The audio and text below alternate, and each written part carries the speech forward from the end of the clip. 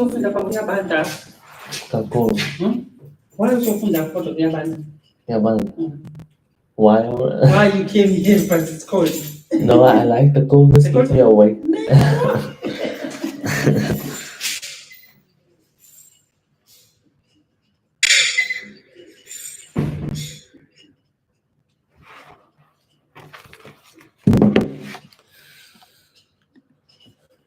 Okay, welcome everybody to my exam revision on acute appendicitis.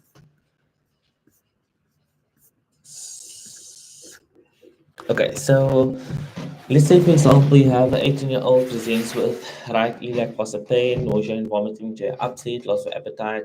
On exams, the patient has fever and tachycardic. The most likely diagnosis is that of acute appendicitis. So on examination, patient will have fever and tachycardia, abdominal exam may reveal right iliac fossa peritonism, such as guarding, rebound, and percussion tenderness. Perforated appendicitis may have generalized peritonitis. However, the absence of peritonism doesn't exclude the likelihood of appendicitis. There's lots of name signs that can be elicited. If it's a female patient, you want to do a pelvic examination to exclude any gynecological causes of pain.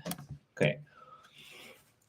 So in the differential diagnosis, GI conditions, so you have benign and malignant, infectious, non-infectious. So infectious benign conditions is that of a gastroenteritis, diverticulitis, Meckel's diverticulitis, acute cholecystitis, acute pancreatitis, or inflammatory bowel disease, or terminal ileitis.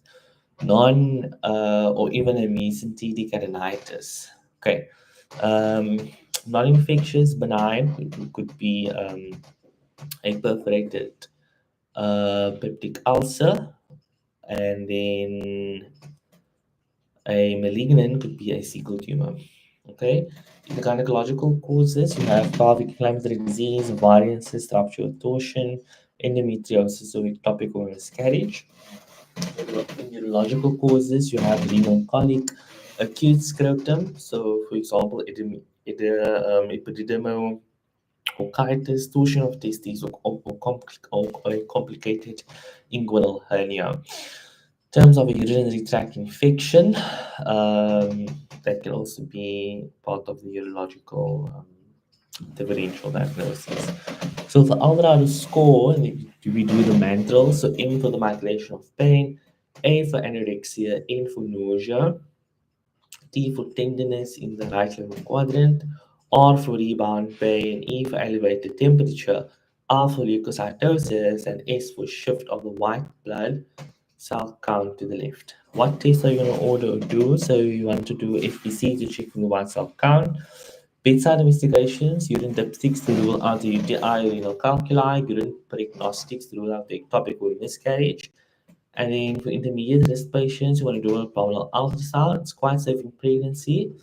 And then a CT for the elderly and to check for any malignant causes. Once an ultrasound suggests appendicitis, so if the outer epithelial diameter of 6 millimeters or more on cross section, can have peri-inflammatory fat changes around the appendix, a thickened wall, non-compressible lumen or absence of gas in the lumen, the presence of appendiculitis, increased blood flow in the epidicial wall, small amount of echolution intraperitoneal fluid, an irregular asymmetric echolution contour or loss of whole layer structure, a target of balls, iron transverse view, or identification of whole layers with normal 5 layers imply a non-necrotic appendicitis. Or on CT suggests appendicitis. Okay, so this is on ultrasound as well.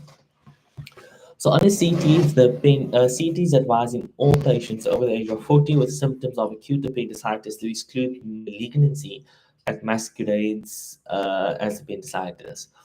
So the appendix will be greater than 6 millimeters in diameter. It will be thicker than 2 or 3 millimeters in terms of the appendix wall. The appendix wall enhances after contrast media is infused. The fat surrounding the appendix shows inflammation such as wavy lines or haziness, as known as periappendiceal fat stranding. There could be free fluid around the appendix, And there could also be an appendiculate, which is a bright calcified deposit in the appendix. So how do you manage this patient? Okay, so that's again on CT. So you want to resize the patient, IV fluid resuscitation, initiate broad-spectrum IV antibiotics early, augmentin. If it's that's for uncomplicated. For complicated appendicitis, you want to give penicillin or ampicillin, flagyl, gentamicin, or ciprofloxacin in the patient having renal dysfunction. Also want to give good analgesia, paracetamol and morphine. For surgery, you should do a laparoscopic appendectomy, which is safe in all 3 trimesters of pregnancy. If there's advanced pathology or if laparoscopic appendectomy fails, you can do an open appendectomy. Midline laparotomy, McBurney lands. Complications of the surgery include cervical infection, increased postoperative pain, and incisional hernias. If there's an abscess, Berg's drain. If there's a mass, antibiotics. The patient is clinically stable. And then this is just other questions regarding appendicitis. So that is basically acute appendicitis.